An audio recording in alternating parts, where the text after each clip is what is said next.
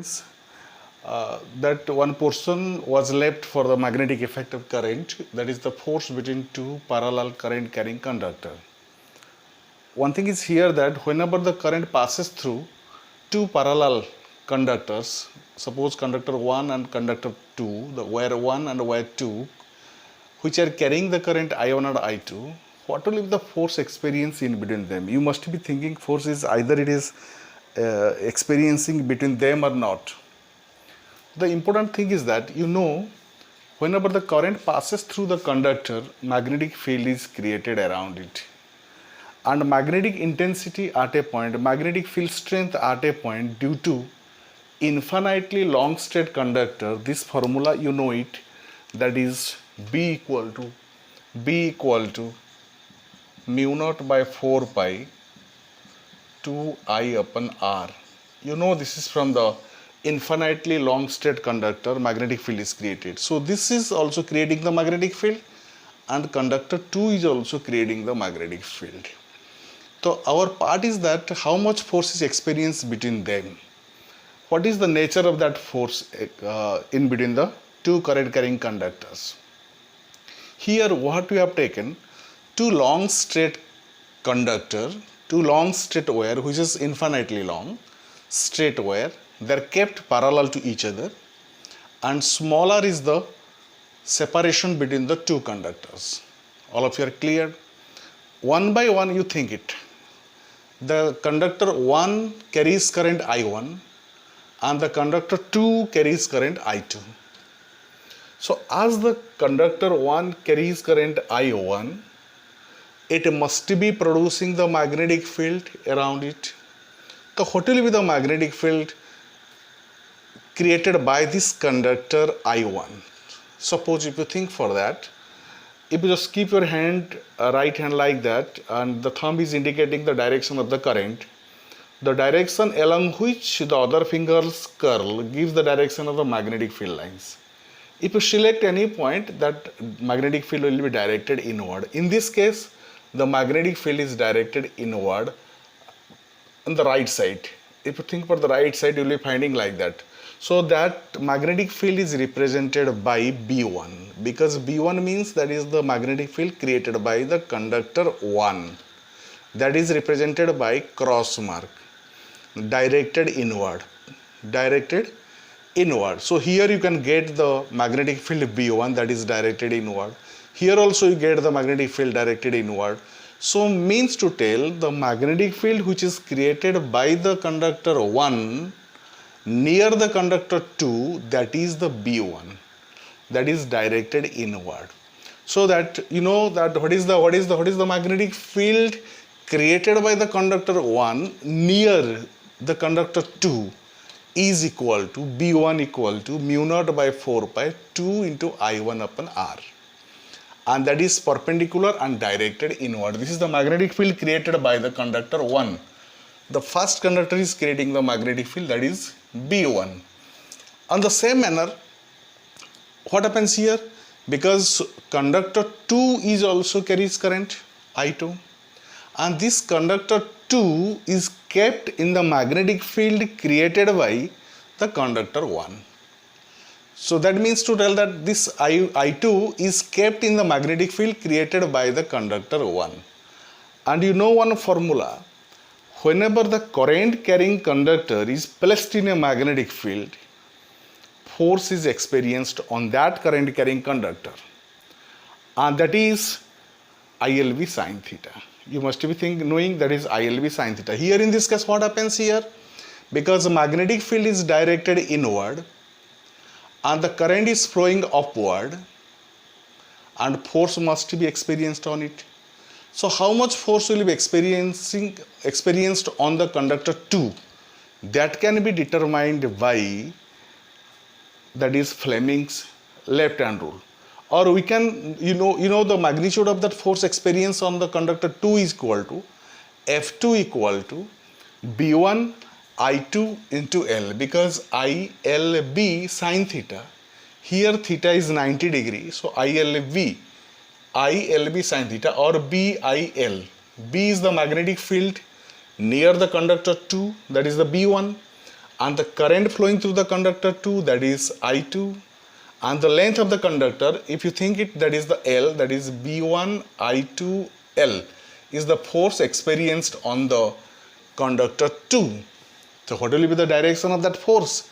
And the direction of the force can be determined by Fleming's left hand rule. Fleming's left hand rule, what it is telling? FMC, father, mother, children. In that manner you think it. FMC. This F indicates the direction of the force. M indicates the direction of the magnetic field, and C indicates the direction of the flow of current. If you just keep it here, F, M is directed inward because cross mark already you have put here. Cross mark means the magnetic field is directed inward, perpendicular to the plane of the paper. FM, magnetic field is directed inward, and the current, this is the current, is directed upward. So what will be the direction of the force? The force which will be acting on the conductor 2 is towards left. Towards left. This is the F2. The force which will be acting on this conductor will be towards the left. So that is the F2 equal to B1 I2L and is directed towards the left. So what will be the force per unit length? The force per unit length will be equal to F2 upon L. That is the force per unit length. That is the force per unit length equal to F2 upon, that is F2 upon L is the force per unit length, and you are finding that is the B1 I2, that is equal to what? You know the formula of B1, already you are knowing it. B1 equal to mu naught by 4 pi 2 I1 upon R, and again I2, that is I2 is there. So this is the force acting per unit length. F2 upon L means the force acting per unit length, and that force is acting towards the left. Means the F2 is directed towards the left. Other way. You come to the other ways. Other way means to tell, actually the conductor 2 is also creating the magnetic field near the conductor 1. So what will be the magnetic field? Just if you just turn the hand like that, it is directed outward. So here near the conductor 1, we get the magnetic field produced by the conductor 2, which is directed outward. So that is pointed by the B2. Because why you have written as B2?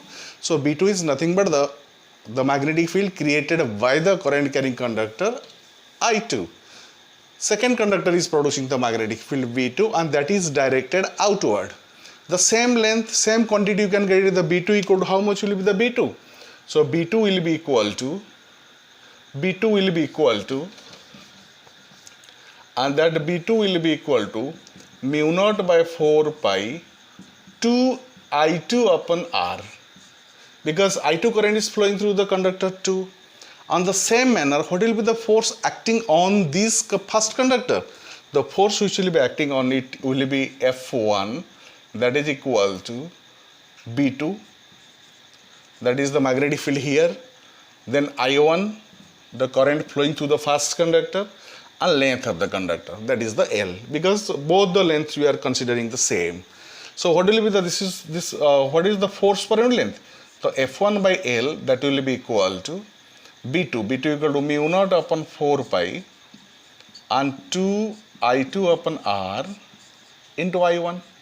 So that is force per unit length F1 upon L, that is also mu 2 by 4 pi 2 I2 I1 upon R. So both are the same. Means the force per unit length which is acting on this conductor is mu naught by 4 pi 2 I1 I2 upon R. In both the cases, what happens here? This force, according to the Fleming's left hand rule, and if you just use the Fleming's left hand rule in this case, what will happen? FMC, M is directed outward, the C is directed like that, M is directed outward like that. FMC, M is directed outward, C is directed upward, then force will be directed this side, that means towards right. The force which will be acting on this first conductor will be directed towards right. So that force, the magnitude is same. Both the forces, the magnitude, whatever you are getting, both the forces are same in magnitude, or force per unit length will be the same, but both are directed oppositely. That means F1 is directed towards right and F2 is directed towards left. So in this case, what will happen? The net effect will be both the current carrying conductor will be attracted each other. Both will be attracted each other. So that whenever the two current carrying conductors are kept near each other, and if the current is flowing parallel to each other, so what will happen? The force between the two current carrying conductor will be attractive in nature. If that will be in opposite direction, if the current is flowing in opposite direction, that will be repulsive in nature, means repulsion will be taking places if the current flow will be opposite. If one is moving along this direction, another is moving downward. So from that you get the formulas, that is the force per unit length. The force per unit length, whatever you are getting, the force per unit length, that is same in magnitude. The formula is the mu naught by 4 pi 2 ion I2 upon R. From this definition we can define the ampere. What is ampere? Definition of ampere. If I1 and I2 are 1 ampere, suppose if you talk about the definition of ampere, what do you get it? Suppose definition of 1 ampere, because you know that is the force per unit length, that is force per unit length, if you talk about, that is equal to mu naught by 4 pi 2 I1 I2 upon R. If I1, whatever current is flowing through the first conductor, is equal to I2, that is equal to 1 ampere. If R is taken as the 1 meter, separation between them is 1 meter, then the force per unit length, that will be equal to mu naught by 4 pi. So that is equal to into mu naught by 4 pi into 2 into 1 upon 1. So you get it the 2 into 10 to the power minus 7 Newton. So from that you can define it. If the two current carrying conductors, 1 ampere is that amount of current which flows through both the conductors that which are kept parallel to each other, separated by 1 meter apart, experiences a force of attraction y 2 into 10 to the power minus 7 Newton. Again I am telling, 1 ampere is that amount of current which when flows through both the conductors in same direction, separated by 1 meter apart, experiences a force of attraction by 2 into 10 to the power minus 7 Newton per unit length. 2 into 10 to the power minus 7 Newton per unit length or per unit meter. So in that manner you can define the 1 ampere. So students, that it must be clear that actually what happens whenever the current carrying conductor, both will be here, you are finding either will be in the same direction or will be in the opposite direction. The forces, you can decide it. If the current is flowing in the same direction, the force will be attractive in nature. If the current is flowing in opposite direction, the attraction will be repulsive in nature. They will repel each other. Don't we get confused, because from the magnetic effect, from the magnetic nature, or from the opposite nature of the charge, you must have some idea printed in your brain that actually if the charges will be, both the charges will be opposite in nature, they will attract each other. But here if the current will be flowing in opposite direction, immediately it will be coming into your mind that will attract each other. But here in these cases it will repel each other. But if the current will be flowing in the same direction, attraction, the force which will be existing in between them will be attractive in nature. And force per unit length. Students, whenever you are using this formula in the different questions, you have to use the force per unit length. That is the force per unit length. Force per unit length, if you talk about the force per unit length, F equal to mu naught upon 4 pi, that is 2 ion I2 upon R. This is the force per unit length, using the word per unit length. The force per unit length. And if you talk about the total force acting on it, you have to multiply the F into length of the conductor.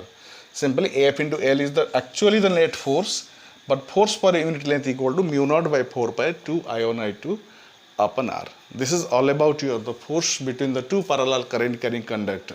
Thank you.